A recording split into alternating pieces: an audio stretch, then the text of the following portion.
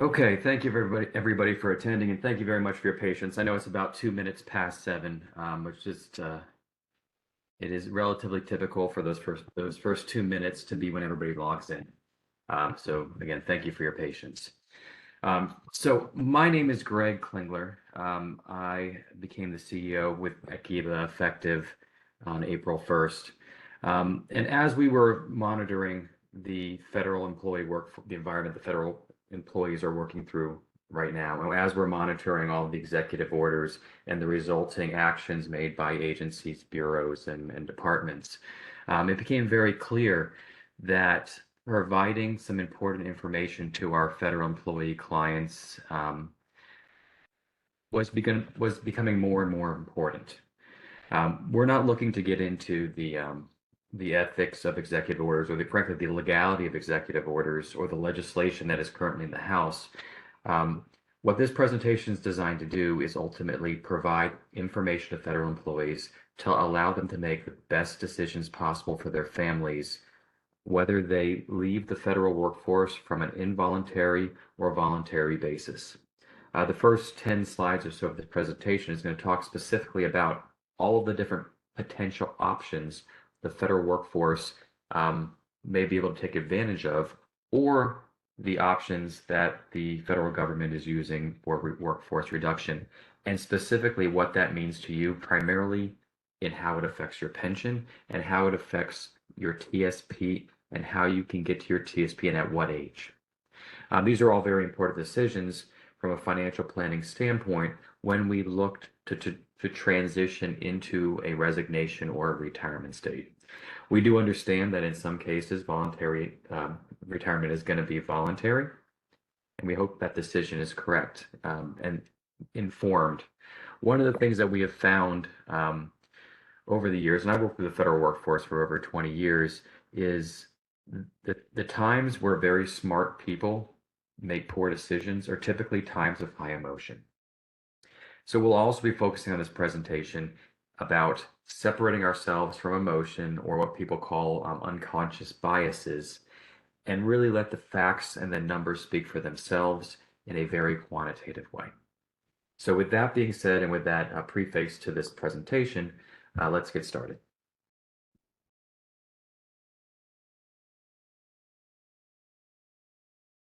All right, so when I first sit in front of somebody for a presentation, the first thing that I ask myself is, okay, who is this person and why do I care what they have to say? So if you're like me, you're asking the same question. So most of you probably know who GEBA is, founded back in 1957 by NSA employees for NSA employees. Back in 1957, we were founded with a very specific purpose in mind, and that was to provide something to the federal workforce that they could not get elsewhere. And back in 1957, that was life insurance and health insurance. Over the years, our federal workforce needs have changed, but what GEBA has and what GEBA does has never wavered, and that is to continue to support our federal workforce as they support the mission. And we take that responsibility very seriously and very personally. Today, we help about 16,000 members, and that number is continuing to grow. The other thing that we do, and we've rolled out the wealth management side of our business back in 2017. And the idea behind that was to provide 3 specific words: expertise, experience, and motivation. We feel that those 3 words are incredibly important when it comes to helping our federal workforce make the right decisions. So we have experience. All of our financial advisors have at least 10 years of experience. Expertise. They all hold some sort of certification or charter that proves expertise in federal employee benefits. And then lastly, motivation. Our financial advisors are not compensated based on commission. The goal is to make nothing stand in the way between their expertise and the best recommendations and the best advice that they can give you.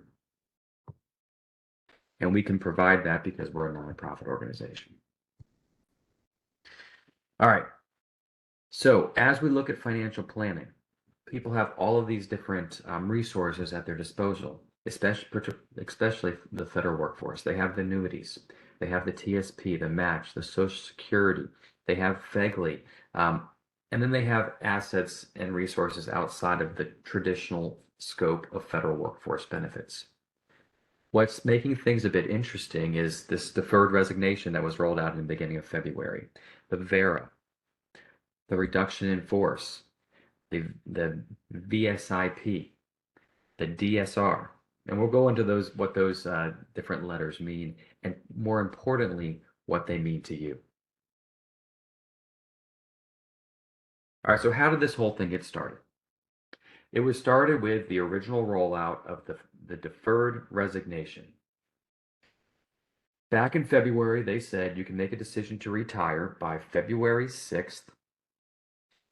You can continue to get benefits and earned income until September 30th, but you have to then make the decision now. And back then, there were a lot of questions. Is this legal? This is before the March 14th budget deadline. Can they even do this? Well, as has gone through the court system and the federal courts, I believe it was the Massachusetts court, and Judge O'Toole said, you know what? As he can tell, it is legal. They extended the deadline by 4 days, and then they cut it off.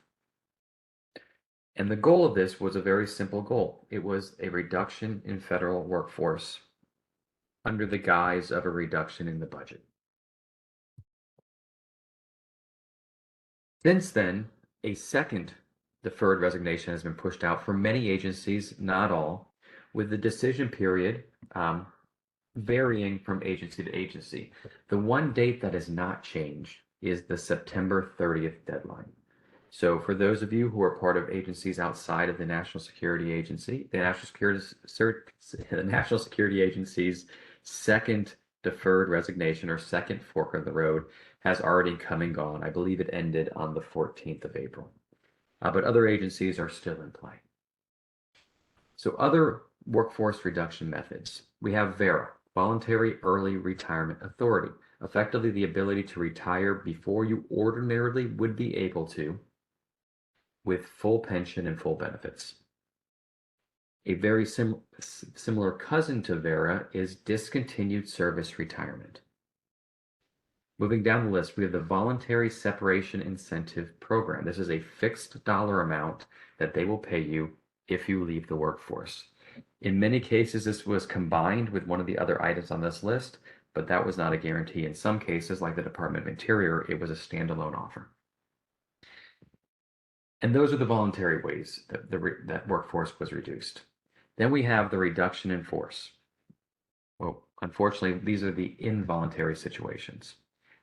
In addition, the probationary employment layoffs, which depending on what agency you were part of, your probationary period was between 1 and 3 years. All right, so let's talk about all that means. Before we get started, though, we should talk about what the pension is. So we're going to focus primarily on the FERS employees. And the reason why is because the CSRS employees, number one, every single person, based on the fact that their CSRS can retire with an unreduced pension, number one. Number two, the CSRS employees represent about 4% of the federal workforce. So with that being said, if I have a CSRS employee sitting in the audience today, feel free to type in any questions that I missed because I'm going to be working through the CSRS program relatively quickly. I will make sure that your questions are answered. All right, so how does one become fully eligible for retirement as a federal employee? Well, you can hit your minimum retirement age, which is 57, with 30 years of service. If you have less than 30 years of service, at age 60, you only need 20 years of service, and at age 62, you need 5 years of service. You can only get a pension if you have at least 5 years of service. If you can take your pension early, if you're before the minimum retirement age or age 60 with 20 years of service, they will reduce your pension by 5% per year for every year that you're below the full retirement age. And the other consideration is health insurance. The FEHB program is currently subsidized about 74%. It varies from plan to plan, but it's about 74%. There will be situations where you can maintain your health insurance, and then there's situations where you won't be able to. And that can be very valuable, particularly for people who did not come out of the military prior to joining civilian federal service.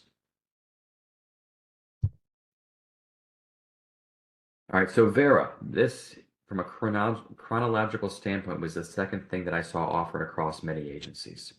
So there are certain requirements. You must be age 50 with 20 years of service, or any age with 25 years of service. And the rule is if you retire with VERA, you cannot take another civilian federal job or it will offset your annuity. So what do you get for this? Your federal pension will not be reduced by taking it early. You will be able to take your pension early with all the benefits associated, including health insurance and FEGLI. Now, one limitation with this, and it's very important that you understand this limitation, if any federal employee retires before the age of 55, they cannot take their TSP until age 59 and a half. So on the flip side, for every federal employee who retires after age 55, they can take their TSP immediately. So before 55, you have to wait till 59 and a half.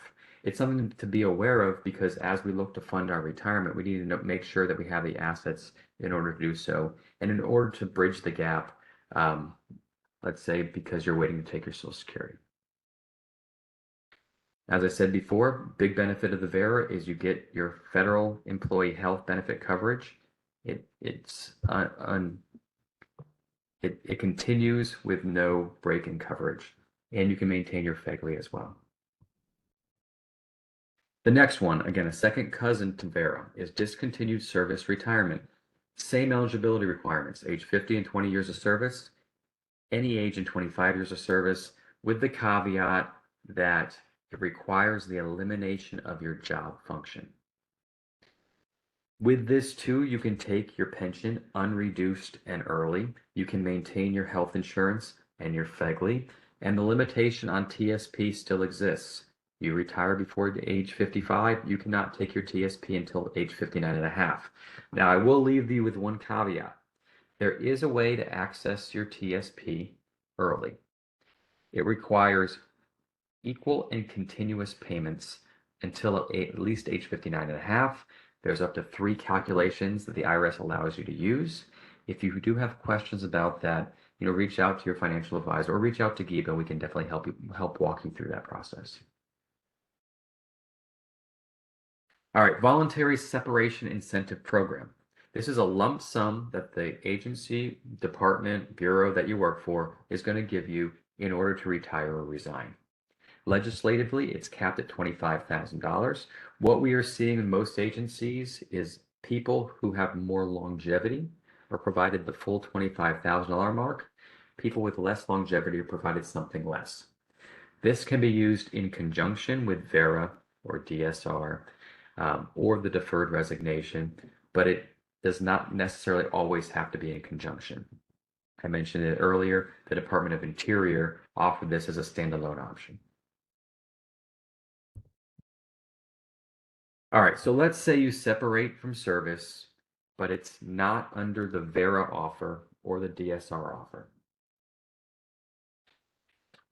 There are 2 ways you can take your pension if you retire early. The first one is postponed. Now, the key here is you are of at least minimum retirement age.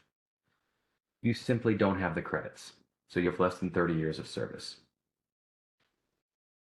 With postponed retirement, you can take your pension early with that 5% reduction.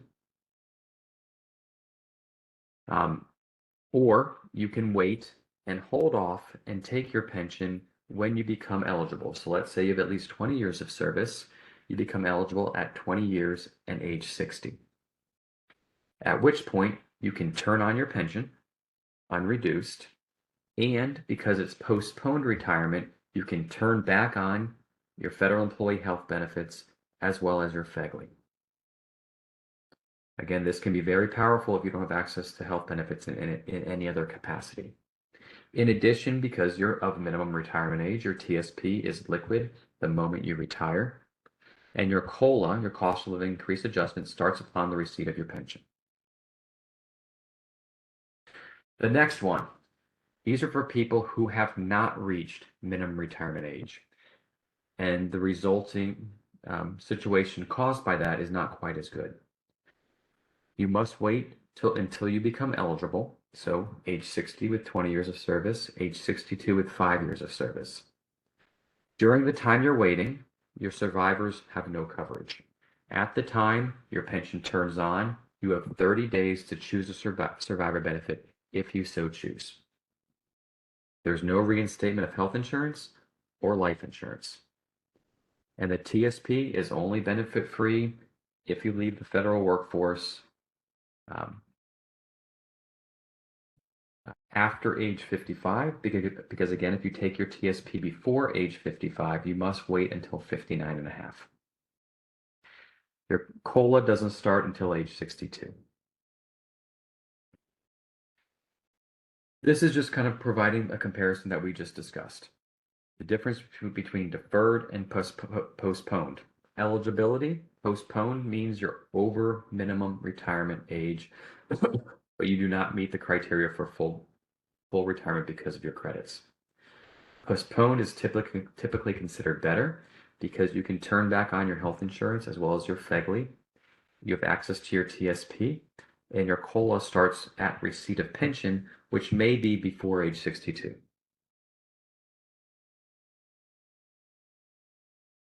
So are you ready to decide? Typically, federal employees have what's called a three-legged stool. You have your TSP with the appropriate match that has been taking part in the market for the good and the bad. Over the last 12 years, it's mostly good, but it's been very choppy over the last month. We have the pension.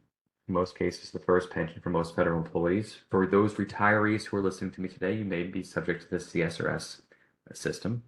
And then there's Social Security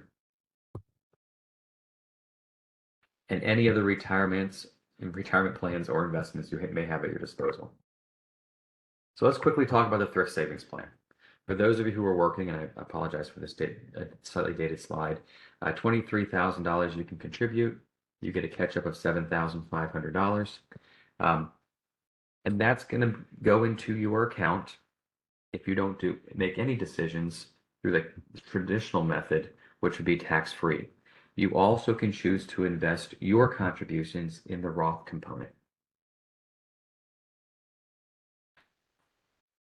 If you are working, you want to make sure you put at least 5% into your TSP because that's when you get the match. You get 1% for simply being a federal employee, dollar for dollar match for 3%, and then a 50 cents on the dollar match for percentages 4 and 5 for a total of 5%. So what should you be invested in? As a general rule, if we look at simply the original choice of funds that you have, and we don't look into the mutual fund window that many federal employees have access to. We have the I fund, the S fund, the C fund, the F fund, and the G fund. And then we have the L funds, which are a combination of those 5 funds. Listed from most aggressive to least aggressive, we would list the I fund, international. International subject to other countries' policies, exchange rate risk, things that are not risks associated with domestic investing. Moving down the list, we have the S fund.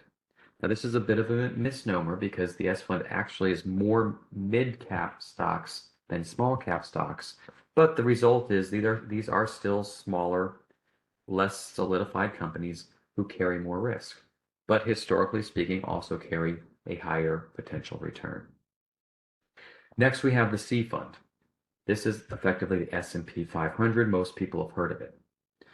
Now, over the last 10 years, the C fund has been the highest performing fund on the average.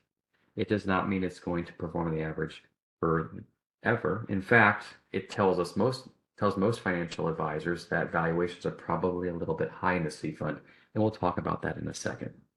And then with the S fund, which is corporate stocks, 2 years ago, I would have never recommended F funds simply because interest rates were too low and the risk associated with rising interest rates don't work well for the bond market. Today, as we've seen bond interest rates rise and be relatively stable, the F fund has become a lot more attractive. And then we have the G fund. One item to note on the G fund, there is legislation out there that is discussing potentially reducing the rate of return on the G fund. And the reason why is currently the G fund is based on the 10-year Treasury bond. The logic behind this is, well, in order to get the 10-year Treasury bond rate, I have to hold it for 10 years. The G fund is liquid. Why should we provide a liquid investment the same rate of return as a non-liquid investment? That's the logic. Now, full disclosure, this was discussed, I believe, in 2015 and 2016 in the House Ways and Means Committee, and nothing ended up happening. So it's currently being discussed again. Time will tell what happens, and if something happens, what changes are made. One important item to note, and this is kind of a bit of a nuance when it comes to investing. By combining non-correlated investments, which I fund, S fund, and C fund are not entirely correlated, by combining non-correlated investments, which may by themselves be riskier, the combination is in fact less risky than, let's say, the C fund by itself. That's what's called modern portfolio theory, and history has proven that again and again over the extended periods, not short term, but much longer term periods. All right, so removing funds from the TSP. This is also an important piece of information. There is some miscommunication and misinformation about removing funds from the TSP because the rules changed. In 2017, a law was passed, the TSP Modernization Act, and in 2018, it was implemented. And it created a lot more options. This is a good thing for you to have the ability to get to your money as a federal employee. So what are the rules now? Well, you can take withdrawals up to every 30 days as a retiree, as long as the amount's over at least $1,000. You can have the money paid to your bank. Of course, it's taxable. Paid in installments to your bank, which you can effectively change your installments once per month. That's also taxable because you're withdrawing the money. You can also transfer money to an outside IRA. Transitioning from a TSP, a qualified plan, to an IRA, also a qualified plan, is not a taxable event.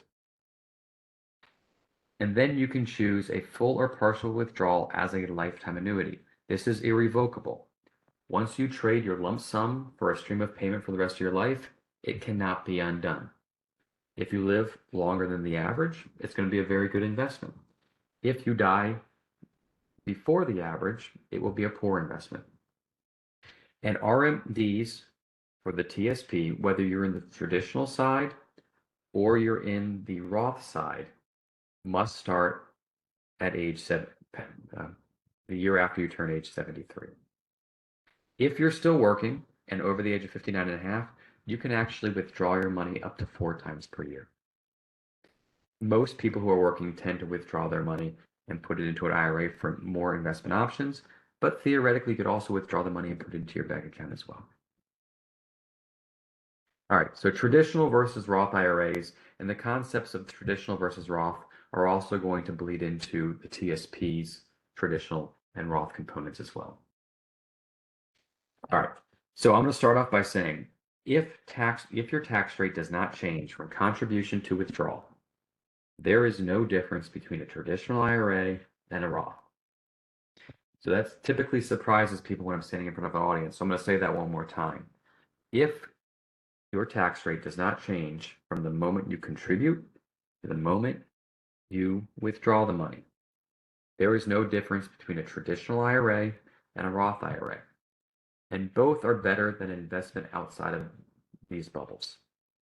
So how does this work? The traditional IRA, you get a tax write-off up front, and then when you take the money out, theoretically in retirement, you pay taxes on that money. The Roth, you pay taxes up front, and then you never pay taxes again. If you're in a low tax bracket, the Roth makes sense. Pay taxes when you're in a lower bracket.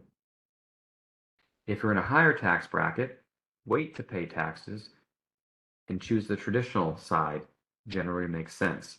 Now, the one added wrinkle is the administration has been talking about lowering income taxes for people under certain thresholds. Most federal employees who are in retirement are going to fall under those thresholds. So that's something to consider whether or not to take your traditional or to make investments into a traditional or a Roth component. One other thing to note, In the IRAs with a Roth, you do not need to take required minimum distributions at 73. Within the TSP, the Roth component, you do have to take required minimum distributions. Most federal employees tend to roll out the Roth component of their TSP into the Roth IRA post-retirement because they don't have to they do not have to take required minimum distributions in the IRA. Other investments. We see a lot of federal employees with CDs, especially with past rates what they were, money markets, to a lesser extent stable value accounts, mutual funds, stocks, bonds, and annuities. Now, things to consider as you're looking at your portfolio, whether you're pre-retirement or in retirement. Risk tolerance matters. And risk tolerance is derived by two separate things. One, it's your investment time horizon. How long do you have for your money to make money? Because when it comes to investing, time smooths out a lot of risks. The market has never lost money over a 10-year period. The second item is your personal risk tolerance. The last thing we want as financial advisors is to see somebody pull their money out of the market.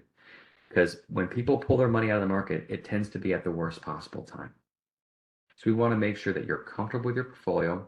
If the market corrects, and a healthy market does in fact correct, that you will maintain the course because a good portfolio 3 months ago is probably still a good portfolio today.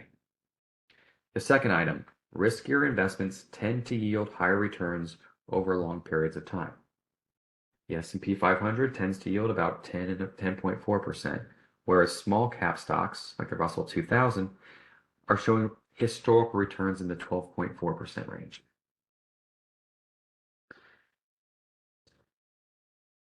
And then lastly, as I mentioned before, a diversified portfolio of underlying investments will tend to perform better and have lower risk than a non-diversified portfolio over an extended period of time.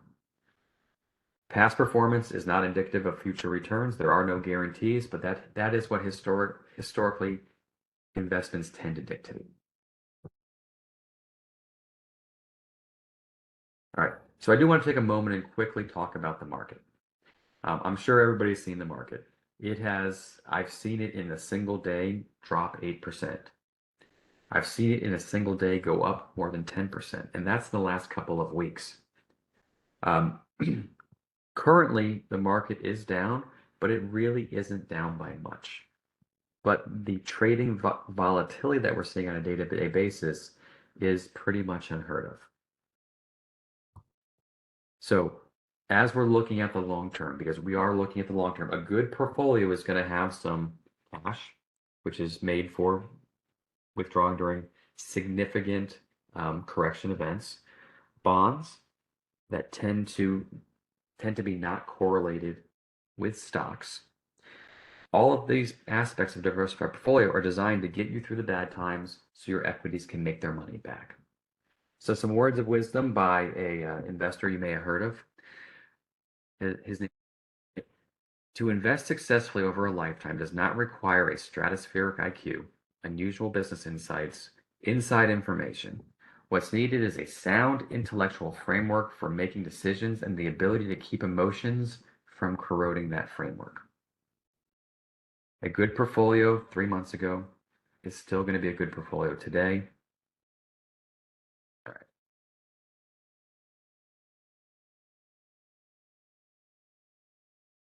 All right, so let's look at returns from 2024. As you can see, the S&P 500 did very, very well.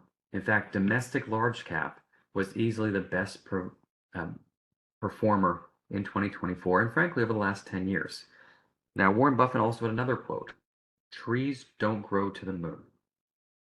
And the concept behind that quote is, just because it was the best last year is no guarantee that it's going to be the best the following year. In fact, history tells us in many cases that's not the case.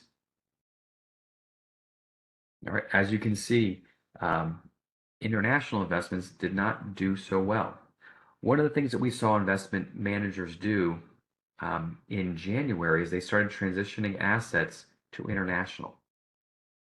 Why chase these returns that frankly were not very good last year? Well, because valuations, the concept of the stock price versus how much money that stock brings in, was very high domestically and much, much lower internationally.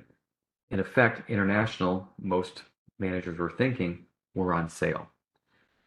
And as the market has done its thing over the last 3 months, international has performed much better than their domestic counterparts. And that's kind of the strength of diversity right there. Trailing 10 years, as I mentioned, large domestic has done very, very well. Lagging behind is your international assets. Bonds did very poorly as interest rates were low, and bonds did very poorly as interest rates rose, because rising interest rates actually causes the value of bonds to go down. But here we are, we're in a relatively stable bond environment, and we are also in a situation where international is still relatively well valued relative to their domestic counterparts. This is what's driving your S&P 500. People call this the Magnificent Seven. Meta, so Facebook, Amazon, Apple, Google, NVIDIA, Microsoft, and Tesla. About 27% of the weighted S&P 500 is a result of these 7 stocks.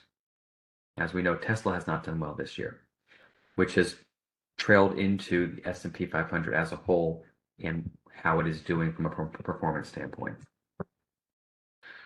All right, as I said before, risk tolerance matters. So right here is a graph of in 2009, when the market hit its bottom, somebody took their money out. They got emotional, they got scared, they took their money out for 1 year and then put their money back in it in its exact same form. The top graph is somebody who just let their account ride.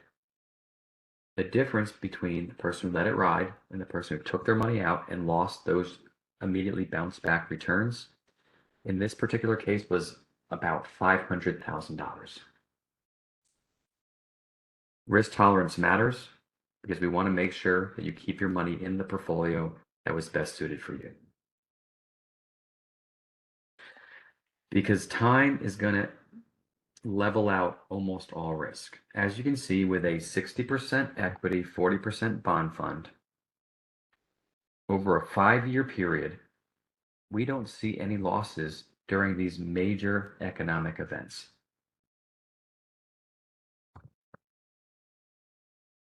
Now, there were a couple of losses over 5-year periods. Most of them were very historical in nature. But over a 10 and a 15-year period, there were no losses.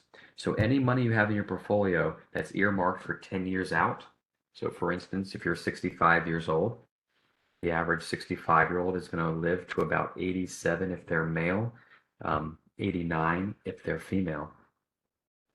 Those people have money that should be earmarked for more than 10 years in advance, and that money should be invested primarily in equities. Now, for money that is destined for it to be spent in 1 year, 3 years, 5 years, that money should be much, much safer, invested in a combination of potentially cash and bonds.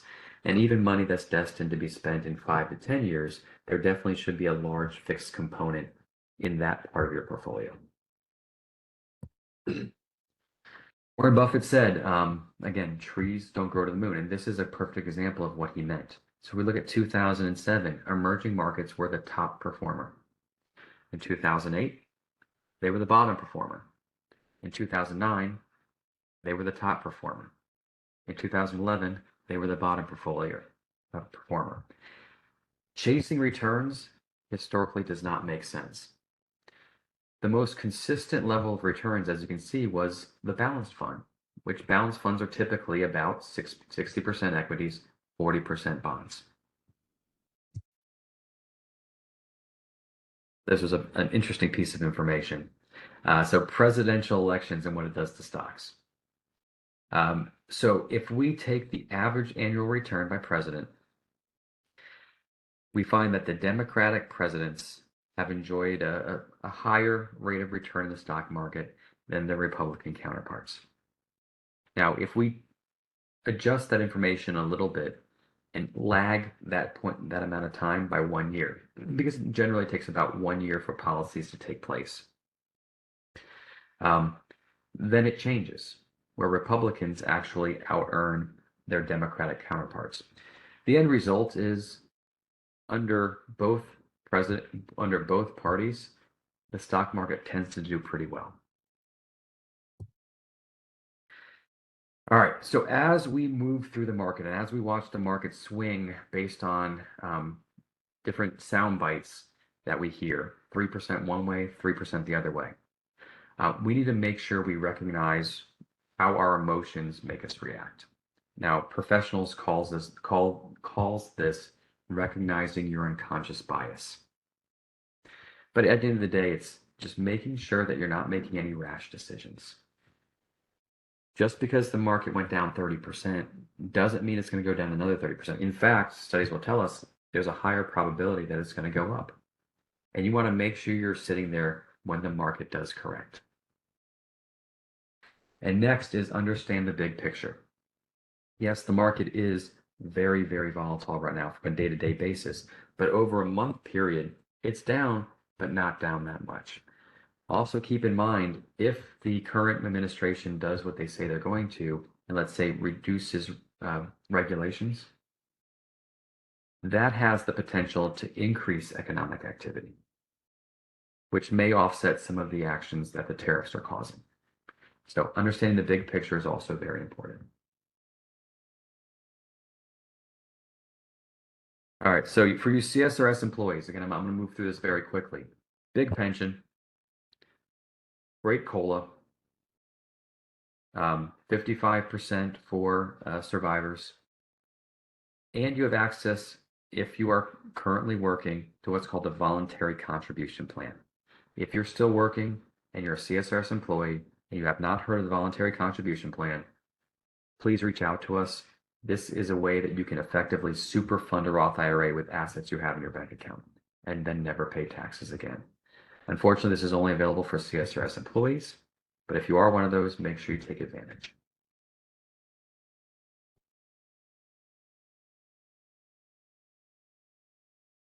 All right, so now we have FERS employees. This represents the majority of people who are now employed in the federal workforce. You have the three-legged stool. You have Social Security. You have your TSP with the match, and you have your FERS annuity calculation. It comes in two different flavors. If you have 20 years of service and are age 62 and older, your factor is 1.1%. So they take 1.1% and they multiply it by your number of years worked. If you do not have 20 years of service or are not age 62 or older, your factor is 1% times your number of years worked. You have 3 survivor benefit options as a FERS employee: 50%, which will cost you 10%, 25%, which will cost you 5%, and then 0, which will cost you 0. Keep in mind, if you have a spouse and they need health coverage based on your employment, your spouse must have a survivor benefit associated with their name, whether 25 or 50%, that doesn't matter, but they can't have 0.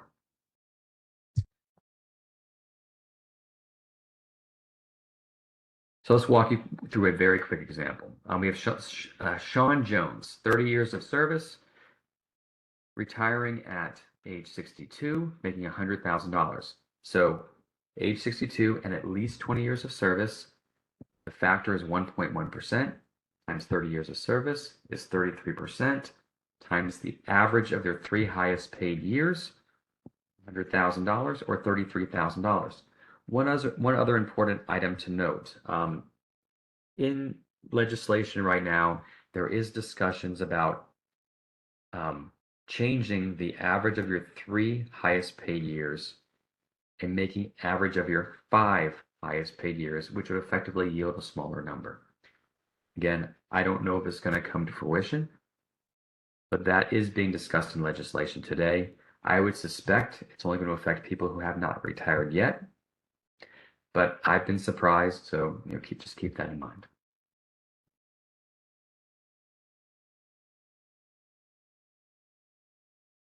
All right, so for those FERS employees, you do have access to what's called a special retirement supplement.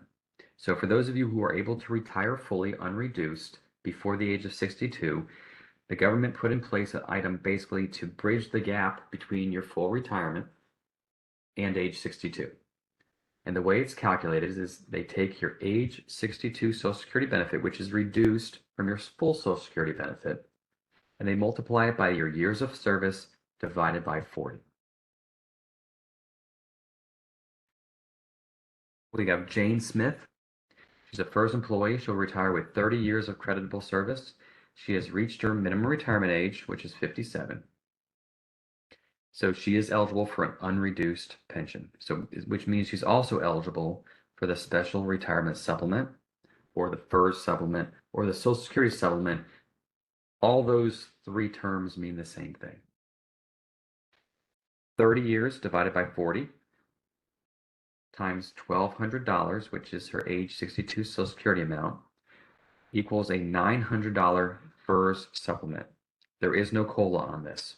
And at age 62, whether Jane takes Social Security or not, the FERS supplement goes away. But we talk about Social Security. For those people who effectively worked for 10 years, you are eligible for Social Security. Technically speaking, you need to earn $1,470.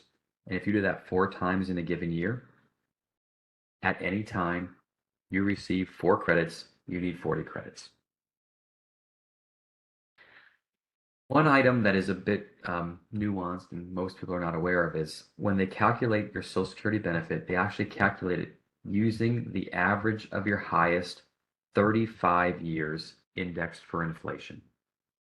If you do not have 35 years of earnings, they're going to be factoring in zeros into that calculation.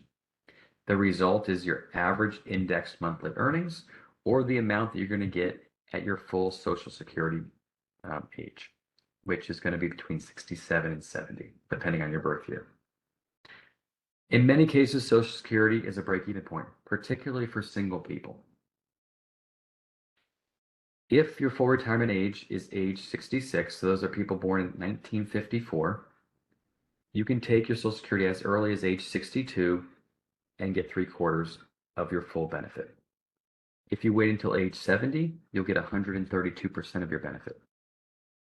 For those people who with a full retirement age of 67, and those are for people who were born after 1960, you're going to see a 30% reduction or 70% of your Social Security benefit at age 62. If you wait until age 70, you'll get 124%. So you can take Social Security benefits, but you can only take one off of your benefit, your earnings, your spouse's earnings, 50% of their benefit, or if your spouse happens to have passed away, 100% of your spouse's benefits, or yours, whichever's higher. In 2016, there were a lot of loopholes that were closed for Social Security and how you can claim. One loophole that was not closed is how a survivor can claim. So if you are a widow or a widower and your deceased spouse earned 40 credits, you can actually take your Social Security amount or their Social Security as early as age 60, and you can actually switch to your Social Security benefit at a later time. Or you can take your benefit at age 62 and switch to their benefit at your full Social Security age, depending on which way the math works better. For our purposes, understand that if you are a widow or widower, you have a loophole potentially to your advantage, and you should call an advisor or call GEBA to walk you through your options. So other things to consider. Most federal employees are going to have 85% of their Social Security benefit taxable at ordinary income tax rates. Decisions that you make, especially involving lower benefits earlier, are going to be magnified with COLA over the years. Understand that when it comes to pensions and Social Security, there is a break-even component that you have to be aware of. So your health, your family longevity, all of that's going to matter. And if you intend to take Social Security before your full Social Security age, whether it be 66 or 67, you're not going to be able to work. Otherwise, your Social Security benefit is going to be greatly reduced. Basically, for every $2 you make, it's going to be reduced by $1. For CSRS employees, I'm sure everybody saw the legislation that was done in December. They got rid of the windfall elimination provision, as well as the government pension offset. Now, CSRS employees who have 40 credits now get unreduced Social Security benefits. All right, so managing risk. And this is the last thing that becomes a very important part of a financial plan. We've talked about investments. We've talked about resources to fund a budget. What we haven't talked about is how do we protect ourselves and our family from risks that exist in the retirement span. One of the primary risks is death. If you have dollars attached to you being alive and your loved ones are counting on it, you need to have some protection against your death. Most federal employees will have that survivor benefit. If that's enough, then you're good to go. If it's not enough, then life insurance may still be necessary. Whether it's term or permanent, depends on what you're trying to insure. Health insurance, this is really the big one. Health insurance is very expensive nowadays, and the federal FEHB plan does subsidize about 74%. So if you can create a situation that allows you to transition into retirement with the FEHB plan, or if you're military, the TRICARE plan, you're going to be in a much better place. For those of you who are going to be part of the postponed retirement and you're worried about the gap between when you retire and when you start taking your pension, which makes you eligible for health insurance, you can use what's called COBRA to bridge that gap up to 18 months, but you're going to be subject to the entire expense. There'll be no subsidization. Auto and home insurance, it's legally required for auto. Home insurance is generally most financial advisors will definitely recommend it. And umbrella policies, we typically recommend umbrella policies if you have something you want to protect. Most federal employees, as they're entering retirement, should probably have an umbrella policy.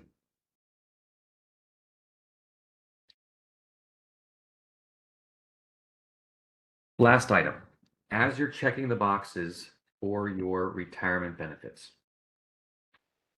the basic plan and option A, they will reduce, if you choose the full reduction, down to 25% of what they once were. But while they're reducing, and after age 65,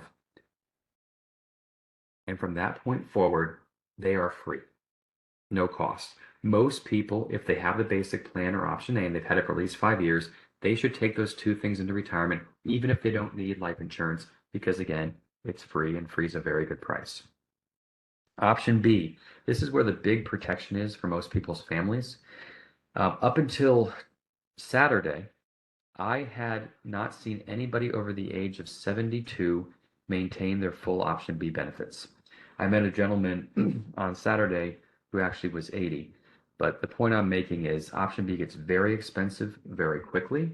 Unless you're in very poor health going into retirement, option B is typically something that most federal employees should leave behind. The FEHB plan is excellent. In fact, most of the people that we plan with, not all, we find that the FEHB is sufficient and people do not need Medicare Part B or need to pay for that. Now, if you're under TRICARE, you're legally required to sign up for Medicare Part B and the costs that come with it. And that cost does go up depending on how much money you make per year. Most federal employees, unless they're hyper-conservative or don't have an extensive amount of resources in their TSP or their pensions, typically we've found that do not need Medicare Part B. If you have questions whether you should or you shouldn't, please give us a call or a trusted financial advisor. They can figure out the quantitatives of whether that's a good decision for you or not. If you choose not to enroll in Medicare Part B, every year that you wait, you are penalized, and that penalty is applied every year going forward. So you do want to make sure that your decision to choose Medicare Part B is a good one. Long-term care insurance. So most federal employees are able to self-insure at least a portion of the risk associated with long-term care. And that risk is a high probability of needing it, between a 50 and 70% chance of people who are age 65 are going to need long-term care. A high duration. A man going to a facility will spend 2.2 years. A woman's going into a facility will spend 3.7 years. And then the high cost when they're in. The median cost in DC is $168,000. Where you retire matters, not just from a state income tax standpoint, but also from a long-term care cost of care standpoint. Texas, the median cost is in the $80,000 range. Connecticut, ironically, is the highest at $198,000 median cost. And that was based on a Genworth study. So where you retire matters because we need a way to quantify this risk. As I said before, most federal employees can self-insure at least a portion of this risk because they have their pension and they have their TSP. There will be people on this call who can self-insure the entirety of this risk.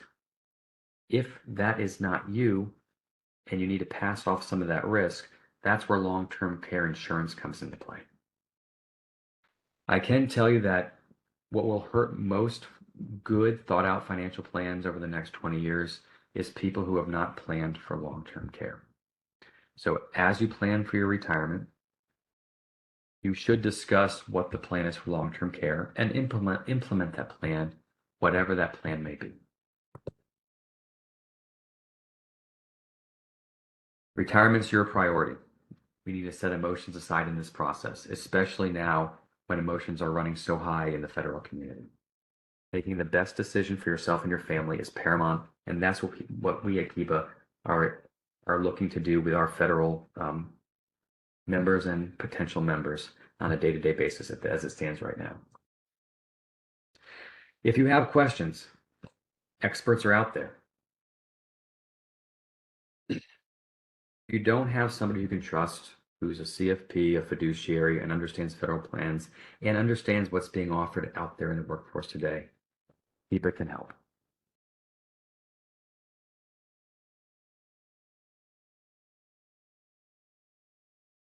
All right, so I do have a couple of minutes for questions, and I can go a little bit late as long as you're willing to go late. So there is a notes section, and there's a Q&A. I apologize for not giving people a little bit more direction on that, so I'm going to look at both. If you put your information in either one, I will find it.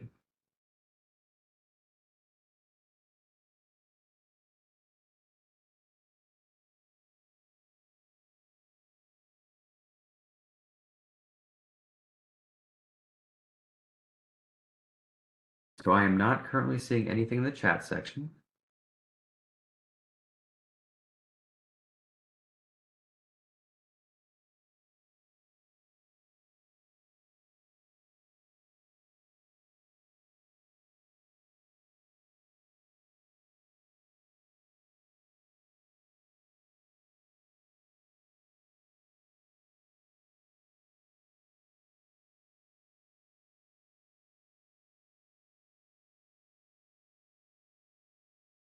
There we go. All right. Are the slides available? Yes, the slides will absolutely be available. We will also be making available a recording of the presentation. There are items on the slides that I kind of expanded on, so definitely feel free to use both at your disposal.